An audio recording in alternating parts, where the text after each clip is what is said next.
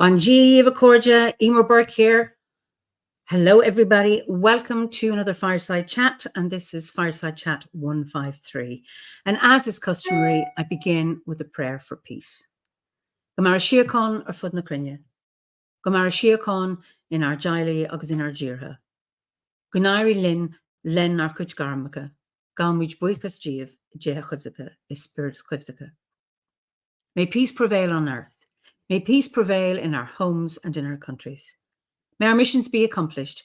We thank you, guardian spirits and guardian deities, for peace. As the fever of day calms towards twilight, may all that is strained in us come to ease. We pray for all who suffered violence today. May an unexpected serenity surprise them.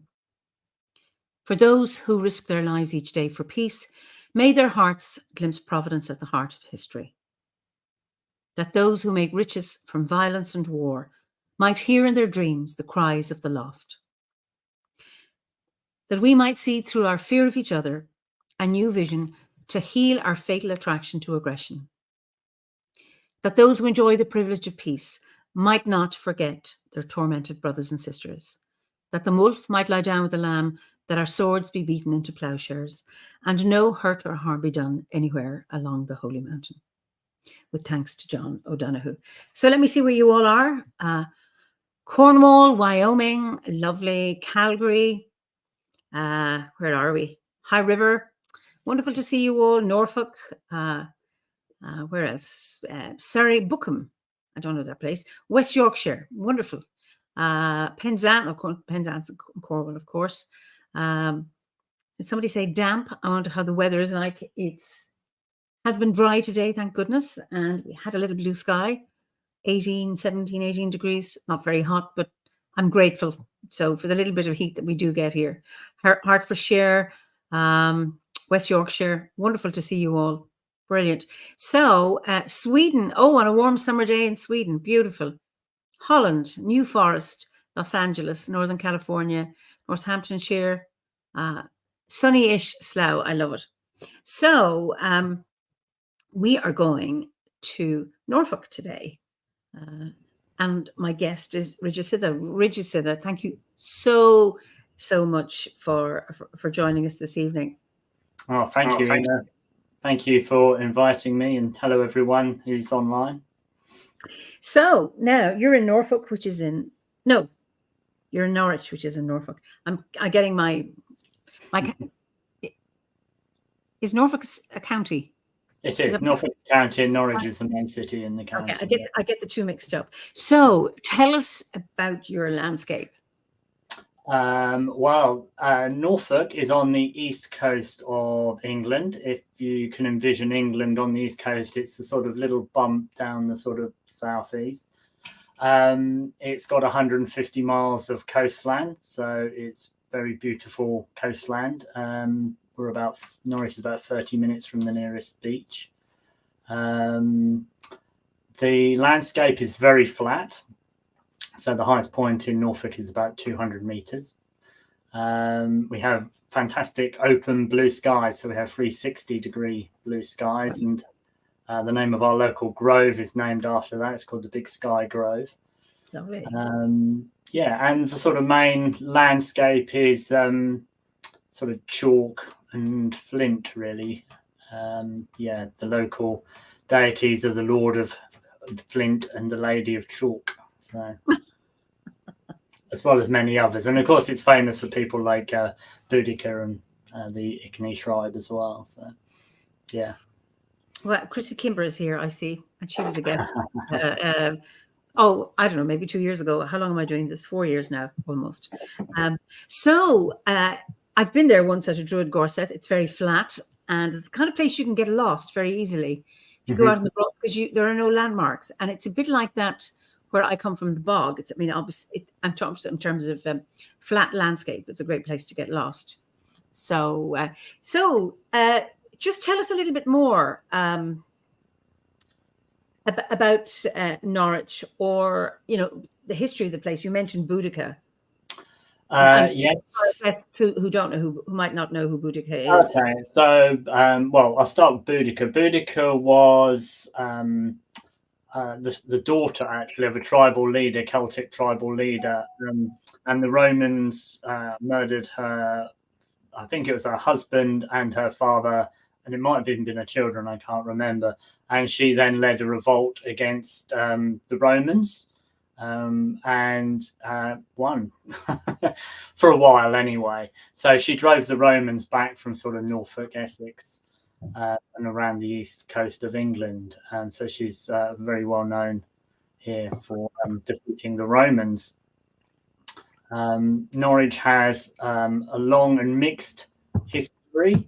We've had the Saxons, have had the Celts. It's a Viking settlement for many years as well, going back in time. In the 1600s, it was the third largest city in the country, because it has a river. So at the time, it was London, Bristol, and Norwich, which were the three biggest cities. History of trading a lot with Holland, clothing and cloth. We're quite famous. We're probably one of the few counties that doesn't have a motorway coming in it, but us locals like that in a way. It keeps it local. What else can I say about Norwich? Is quite sort of cosmopolitan sort of city. It's got a high. It's not at the moment, but it did have a green council at one point, but has it's got quite a green council. It's got sort of one of those places. It's a bit like a mini Brighton, actually. It's got a lot of small, cosmopolitan, sort of quirky, vibe to it. And I don't know whether it's still the case, but it used to have the most vegan-friendly restaurants in the country as well. So, why is that? I have no idea why it has this sort of quirky sort of thing. I mean, when I grew up, I'm Norfolk born and bred, but when I grew up, because it is quite isolated from the rest of the country, I didn't like it. Actually, I've grown to like and love Norwich. I've been away once and come back and settled here. So. Because Nimi says Boudica burned London and St. Albans in retribution for her daughters being publicly defiled. Yeah. That's right. Yeah. It was quite brutal. Yeah. It's fairly grim. And Ferdiad recommends Manda Scott's series of novels on Boudica's life. I know of them. I've not read them myself. Yeah.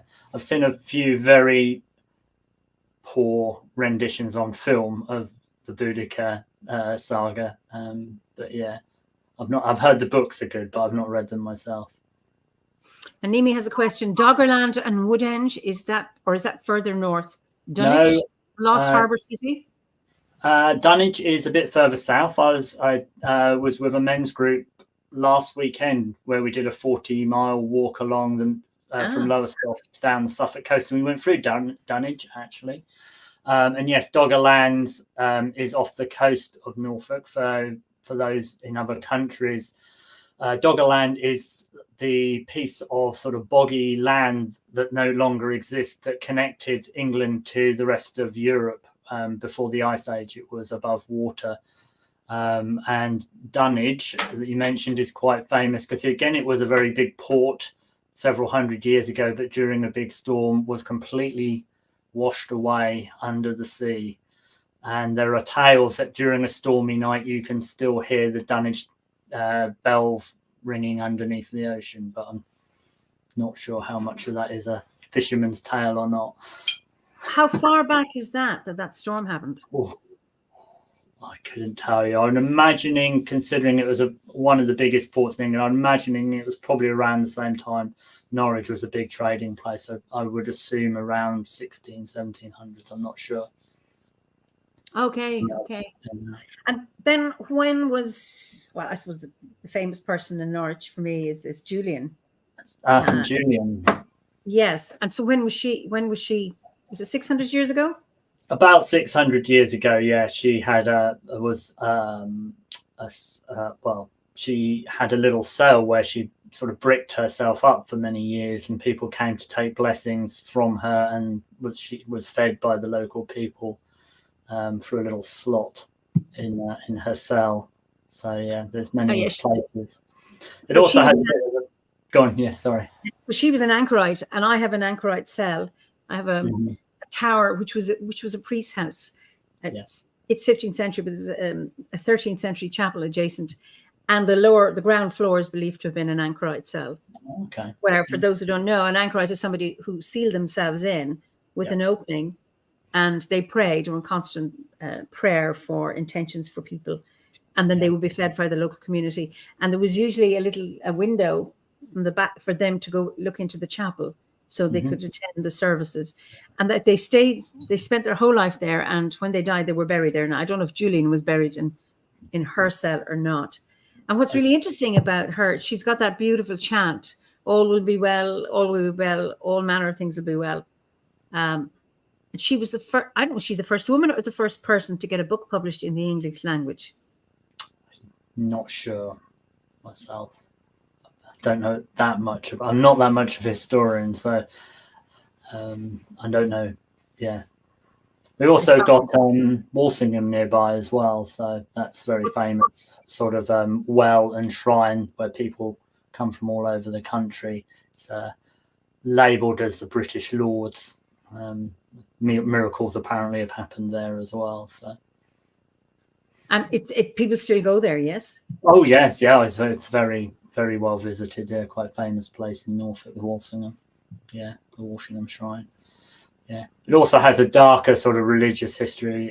Apparently, more people were put to death in the witchcraft trials here than anywhere else in England, not Scotland, but in England. They had a rather vociferous Witchmaster General who was particularly persistent in his duty. So we have remnants of Duckingstall on the river. And a few local places where the witches were, or people were tried for witchcraft, let's say. Yeah. Was this in Norwich or in Walsingham? In Norwich, yeah, Firebridge in Norwich particularly. There's a still marker with the Duckingstall's not there, but there's a marker there to show where it was. And, yeah. Wow. But Norfolk does have quite a long and deep history and quite an active sort of pagan particularly witchcraft community here. So, yeah. Wow. Okay, they're saying first book in English was Caxton, 15th century. That's from Ferdiad, and Julian of Norwich was the first woman published. Okay, now I have that. That's clear. Yeah. Brilliant, brilliant. I think Tracy says Revelations of Divine Love. Is that her book? Interesting. So I cut across you, and you were about to say something when I mentioned Julian of Norwich, and I think it was going to be about Walsingham, actually, so I think I've already... Oh, okay. Well, actually, people have been doing their research already. So Matthew Hopkins... some people know a lot more than I do. It's coming into the feed. I don't know, can you see the comments? If you look at the right of your screen, you can click on a blue square that says comments, and you can be able to read them.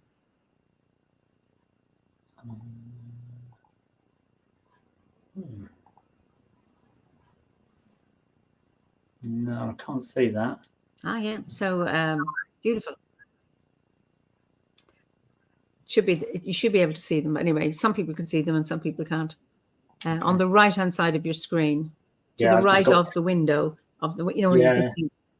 I've just got private chat, and there's nothing in there. So, is there anything above the private chat that says comments? A little blue square or a little square. Just says log in and sign up for free. Okay. Okay. It used to be. So Ricky's put in the shoebox.org, Witches of Norfolk and Norwich, and then the East Anglia Witches. Wow. Beautiful. So I suppose the next thing is to ask you about your name. Yes, most people do. Particularly a Norfolk name, is it? It ain't a Norfolk name, no. The name is a Buddhist name. So I 2010 was ordained into a Buddhist order. So before I come across Druidry, I was very much involved in Buddhism. So for a period of training and became ordained and was given this name. So it's not my birth name. My birth name is Miles. But in 2012, I changed my name by default to Regisiddha. So it is my official name. And did you have a surname, or is Regisiddha like your complete name now since you changed it? No, some people do change their name. It's very difficult in England to have a single name. Okay. The passport office will Unless not you're allow Sting. you to. Yeah. Unless you're Sting. Well, perhaps, yes, unless you're Sting. But I would imagine even the passport office has got something. Yeah, I've got a friend who's got XXX as their surname, so with their Buddhist name as their first name. But no, my surname is Druid. Okay. All right. Yeah. So tell us about your Buddhism then, and how you made that move, or how you found Druidry after. But start with that, or even your pre. I can tell you how I found the Buddhism bit first. It's a bit like Druidry, actually. I wasn't really looking for anything particular. Oh, actually, I can see comments coming in now. Okay, I've just put one up on the screen. Okay. The order I was a member of was the Triratna Buddhist order, which is one of the main Western Buddhist orders in the UK. I mean, it's global, but it's quite big in the UK. And in answer to the question, it's sort of can be all or both. Ordination is householder or monastic, so you can choose how you live your life. So how did I come across Buddhism? Well, I was working as a consultant for Aviva, which is a large insurance company in the UK. I was a senior consultant there, very corporate life, not really that religious at all. And I went to Thailand. My uncle lived in Thailand on an island called Koh Samui. I went to see him and was quite struck by the people in Thailand, very friendly, very happy, and some of them with very little. And I asked my uncle what makes them so happy. And he was married to a Thai. He wasn't Thai himself, and he wasn't a Buddhist, but he said he seemed to think it was down to their religion. And at the time, I was thinking of buying a house over there, because at the time you could buy a house in Thailand for very, very little money as a sort of summer vacation place. And I went to I was in a local shop buying a birthday card for a friend's girlfriend who's quite alternative. And it was a stream of shops that are no longer open in England called the Evolution Shops. And they were run by a Buddhist order, sort of as a sort of outlet, as a what we call a right livelihood business. So workers practice and they were raising money. And they had this little flyer by the till that said, learn about Buddhism. I thought, if I'm going to go over there, it'd be quite interesting to learn about, Buddhism and what it's about. I wasn't really interested in becoming a Buddhist. So I went along to this introduction class. And the guy who was leading the class was the most untypical Buddhist, stereotypical Buddhist you could think of. He was this massive New Zealand builder. And he just sort of went, right, it's like this. And just sort of, gave these teachings. And it was like, whoa. And it was like the first time someone had ever really sort of spoken something that really sort of hit home and made sense. So I was quite sort of hooked, interested in this from the beginning. I was already doing a bit of yoga, which I later trained to become a teacher in. And then I started to go to meditation classes, and then I went on a meditation retreat and had a very strong meditation experience on the first retreat I went on. And just over time got more and more involved in it, and more and more disillusioned with the sort of materialistic corporate life I was leading at Aviva.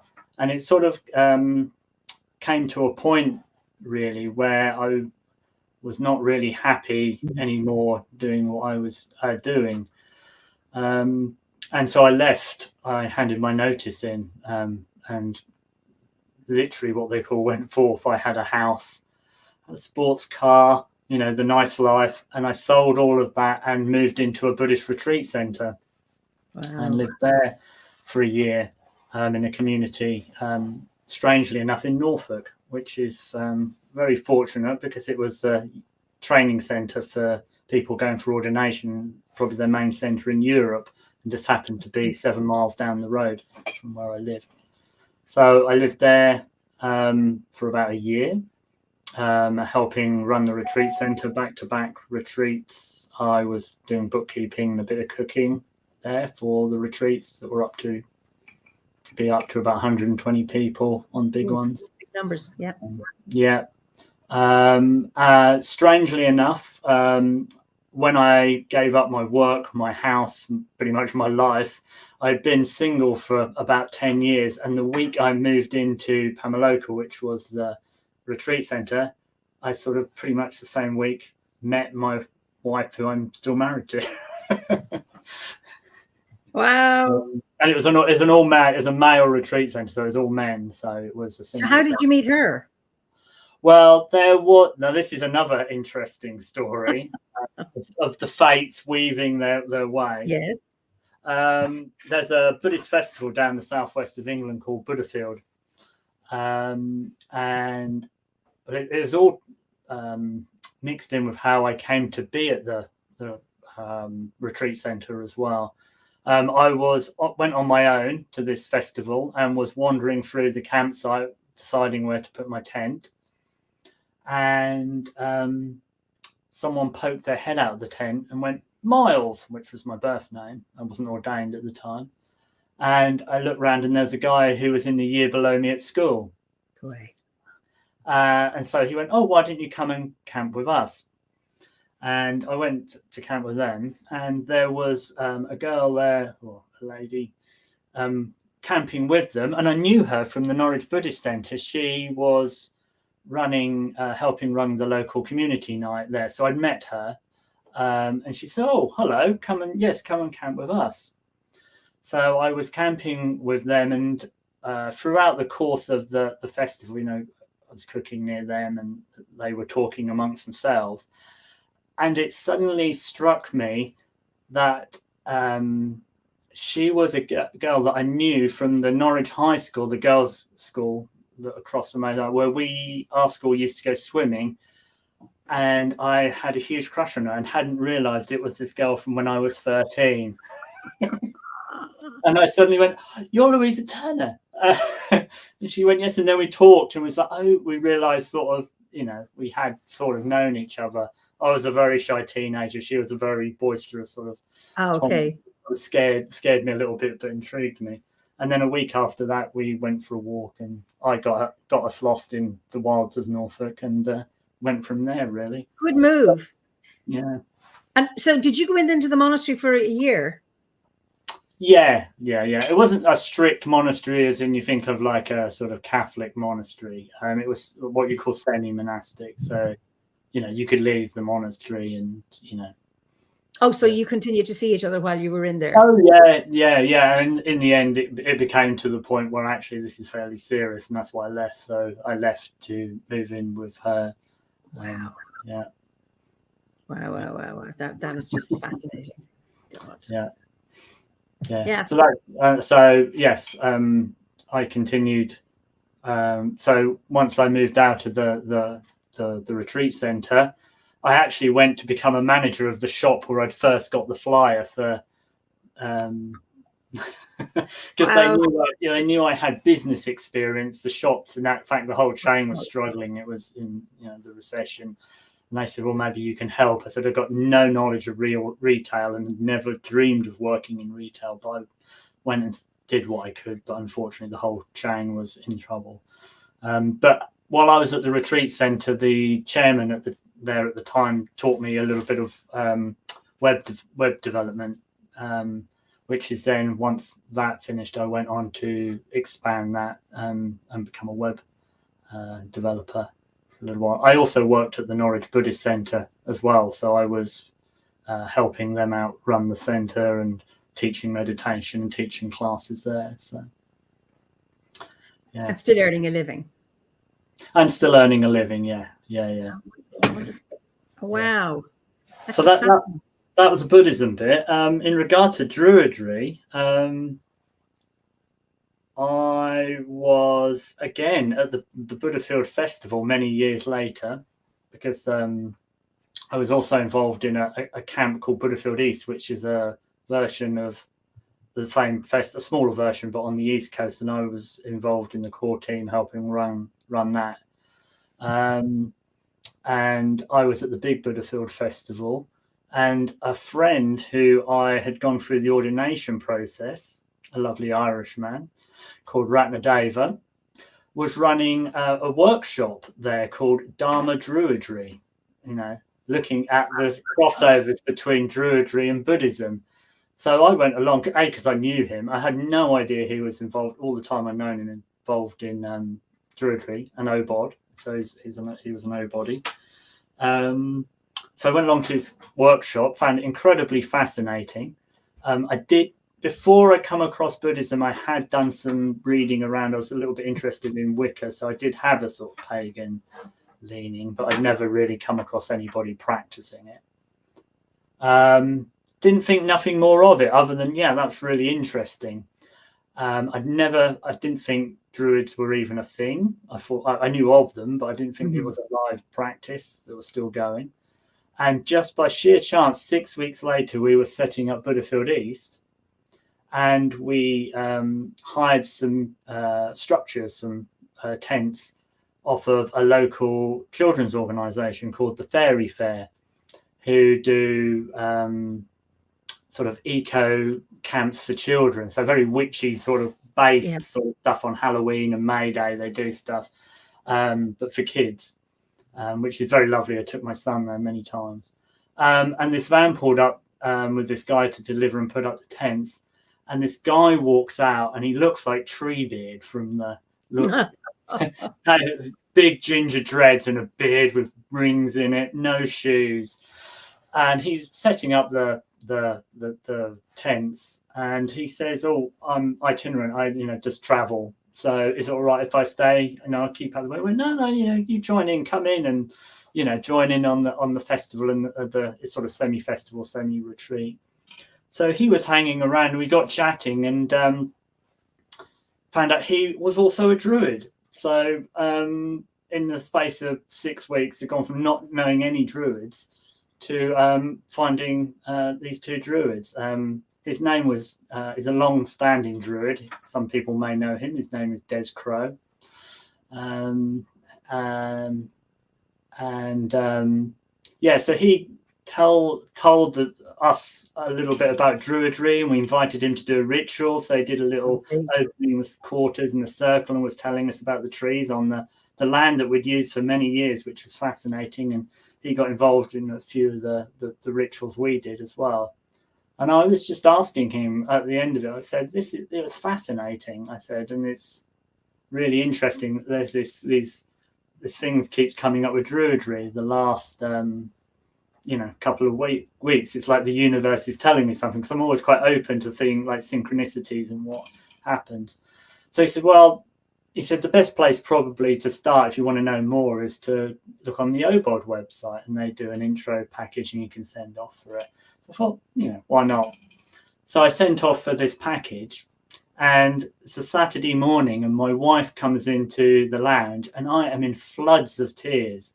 And she says, "What's the matter?" I go, "This is so beautiful." I got the intro pack, and she just looks at me and goes, "You got to do that course." She says, "It's moved you so much." And there it went from there, really. I signed up for the Bardic grade, and just absolutely loved it. And sort of my whole spiritual sort of leaning started to go down this path. So that was about 6 years ago. Wow. Now in the Ove, or fumbling my way through the Ove grade. Yeah, and since then, just really thrown myself, come to many gatherings. Was involved in White Horse camps until recently. Were you? Okay. Yeah, I went to my first White Horse camp not long after I got involved. Was a bit, what's this going to be like? Is it going to be like loads of real cosplay sort of weirdos? But actually, not that would be fine, because I love things like Dungeons and Dragons anyway. But yeah, found it as a really beautiful community, lots of spiritual depth there. So that just even more reaffirmed what I was doing, really. So I've been just following mainly the Gwersi and that path. I've also flirted, since I've come across Druidry, with a few other things. I like to sort of almost like I've been let out of my box into a sort of pagan sweet shop in a way. So I've done a little bit with a local Wiccan group as well, and looked into a bit of shamanism, and I'm quite involved in another group called The Way of the Mystic Wizard, with a chap called Matthew Baker. Well, Sean McCann is in witty mode tonight. Sean is in Canada. There's a pun in here about druids coming out of the woodwork. It was he'd posted that just as you were talking. Within 6 weeks, you'd met 2 druids. Yeah. And then here's another one. This is really corny. Druids wear their hearts on their trees. I'm interested before. So. And I know Sean has some questions, but I'm going to ask those later. Bear with me, Sean, from asking those questions. But and Chrissy has saying something. And you were strongly instrumental in getting our grove to do rituals again. That's Chrissy. Yes, I got blamed for that. Yes, because I love rituals. So. Well done. But I'm curious as to. Okay, so you're ordained as. Are you ordained as a Buddhist monk or as a Buddhist? This is a Buddhist. We don't have a monk. If you're ordained, some people in the Tree Mountain Buddhist order, they live more monastic style lives. Some are family people. It's their sort of thing around practice is commitment is primary, lifestyle is secondary. Okay. So I'm intrigued as to what is it that was missing? And this is not dissing Buddhism. That's not what I'm talking about. But, no. When you were talking about, okay, you meet 2 druids and now you're curious, even though you're a Buddhist. Mm-hmm. And then you get the introductory pack and then you're bawling your eyes out, because I know it touched something really, really deeply in you. Mm-hmm. And what was missing? What was missing that filled for you? And that I mean that in a very respectful way, because I don't think any one path will meet all needs. So I'm just curious as to about what was that filled you with tears. I think the connection to the local land, because it's an Eastern tradition, even though the order was a Western tradition, and they're trying to make it more available for Westerners, and it has to be built on something which is an Eastern tradition. So one of the things when I came across Druidry, or over a period of a year or 2 when I first started, was I love meditation, and I love the Buddhist teaching on mind and our perceptual situation. We also did quite a bit of ritual, but it was mainly sort of Tibetan based, and the meditation we get when we're ordained is a Tibetan visualization practice, which is quite detailed, and I always struggled with and thought I've just got a rubbish imagination.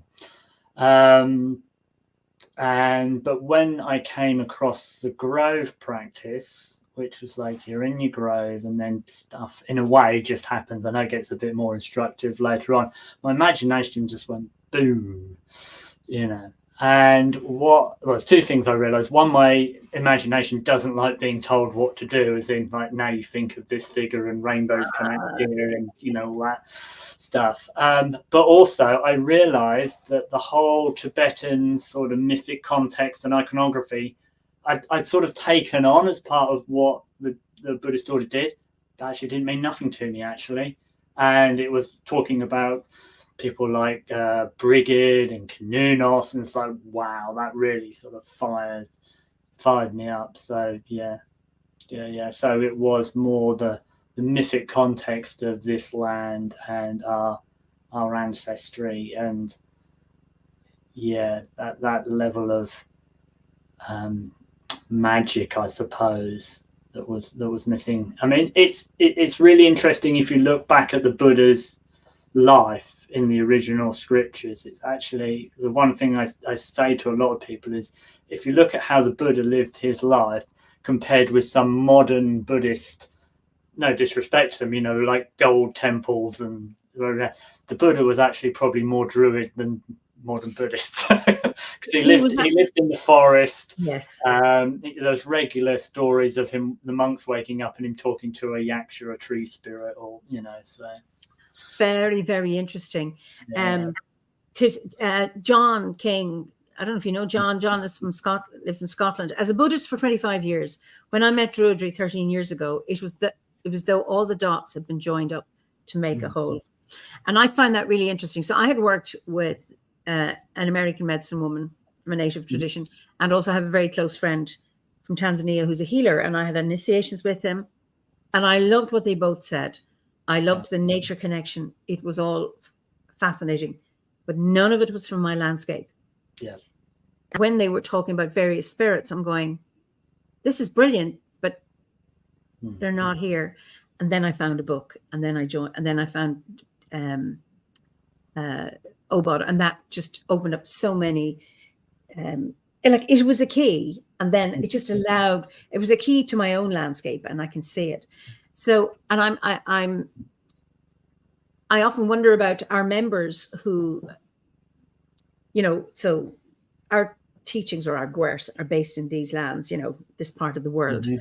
What a struggle it must be for our members who are in a different landscape. And of course, you're encouraged wherever you are to make sense of it within your own context, and how important that is. But and I wonder, going down the line, what will people find that will fit those missing? They'll join up those extra dots for people for whom it's not a whole. I think it's a fascinating question, because often people say, do you have to be, you know, Celtic ancestry or from the Celtic lands to study Druid? And we go, no, because it's your own personal journey, and it's how you make of it, and how you weave in your traditions, if the ones you want to bring with that still have meaning for you.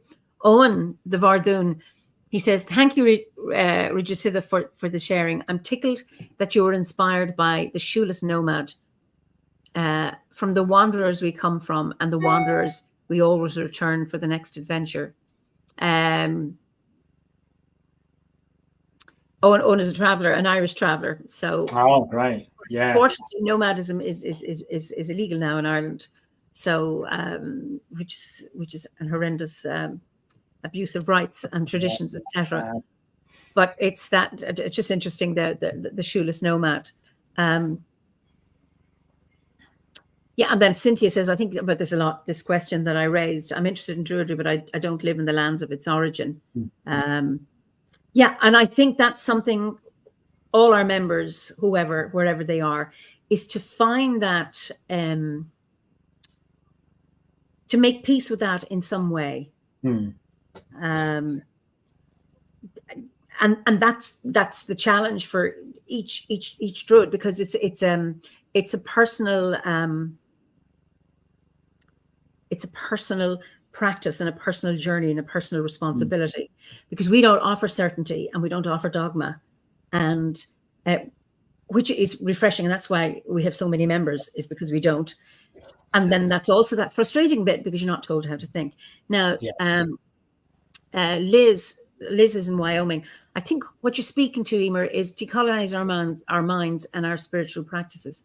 Yes, And then Jane, who's in Canada, though Jane is English, it's one of the most asked questions in our grove. How do we adapt the obod rights to fit our landscape? And that is the challenge. And that is how you do it, because people have migrated. You know, as human beings, we've migrated. I mean, I don't know if it's still the case, but, you know, it is believed that we all migrated out of Africa, and the cradle of mankind is in, well, the Tanzanian state and the Ethiopian state. And now they're saying they've found, you know, evidence of more ancient, whether it's more ancient or maybe people evolved, you know, simultaneously in the East. But we've all migrated.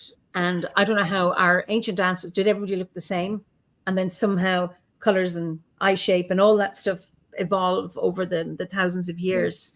And then Sean says, and you make a point here, Sean, plants began in one place and were taken to new lands, and they became a blend of where they come from and where they are. That is right, because, you know, we have oak trees, but we have French oak trees, Italian oak trees. Copper beeches, you know, they're not native, they're from Europe. So, yeah, all of that they adapt. And I think, you know, if we're going to use the tree metaphor and plant metaphor and as Druids, I think that's a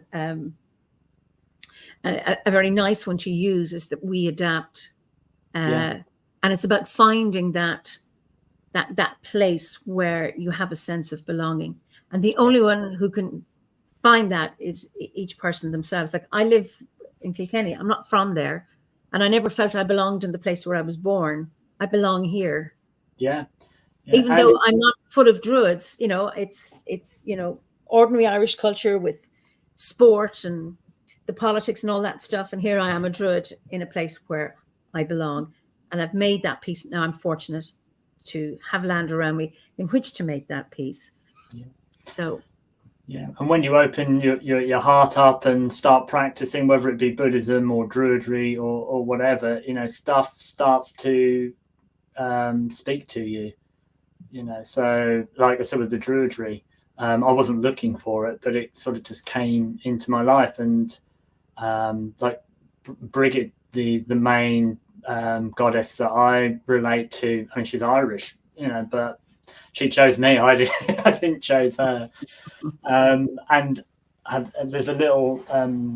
I was showing one of the people I work with at the moment. I mean, he's a Buddhist, but his family is Jain. And I was showing him some images of Cernunnos, and he particularly struck by the one from the Lundestrup Cauldron, because he went, I can't remember the name of the deity, but he went, oh, that's so-and-so, who's a Jain god. And he showed me a picture of it, and it was identical. And I said, well, what does he represent? He went, oh, he's the god of the animals. Oh. So he's an antlered god, I take it. You know, the one on the Lundestrup Cauldron, the quite basic one with it's almost identical to this Jain god. And the Jain one is antlered as well. Brilliant. Yeah. Wow. So you can see how it's sort of travelled. And, you know, even although I haven't completely traced my ancestry, I'm fairly English, I think. But even in, as I said earlier, in Norfolk, we've had the Vikings through here. We've had the Picts, the Celts, the Saxons, the Normans. You know, I find it quite amusing that sometimes the English get very strong about their, you know, we're English. We're mongrels. And I mean, in some countries, a bunch of mongrels.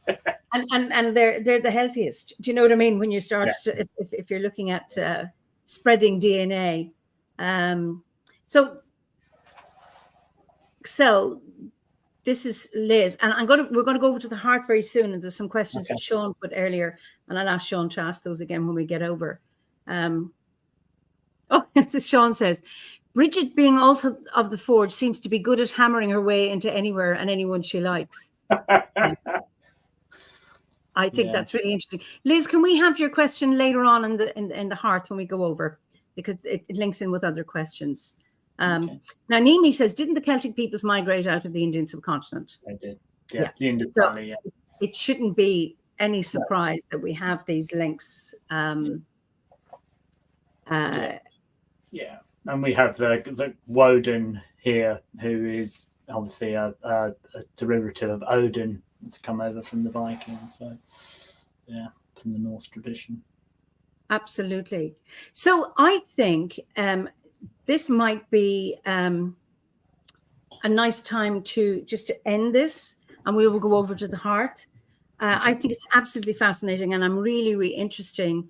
Of course, this is what I think one of the many strengths and gifts of the order is our diversity, and how we encourage our diversity of all kinds, and people can bring whatever spiritual practices they have and work with us and interweave them with their druid path. And I think that's really, really refreshing. So it's lovely to. You're not the first. Sorry, you're not the first Buddhist who've been here. No, I know a few. So it's just lovely to have that. So I'm going to allow you just to say good night to everybody, and before we go over to the hearth. Okay, good night, everyone. Thank you for listening to my rambling on and my story, and I hope you all have a wonderful evening and many blessings. And it's been absolutely a joy talking to Regis. Anyway, I'm going to see you in a few minutes, so don't go anywhere. I'll just send you back to the green room.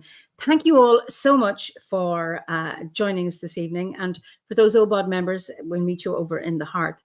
And I look forward to seeing you next week for another Fireside Chat. So in the meantime, hopefully, I know some of you are praying for rain to avoid fires. I hope you get all the rain you need.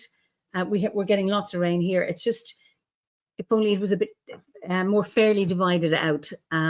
So I hope those of you get the weather that you need, the sunshine or the rain, whatever it is you need. In the meantime, be well, and slán go fóill.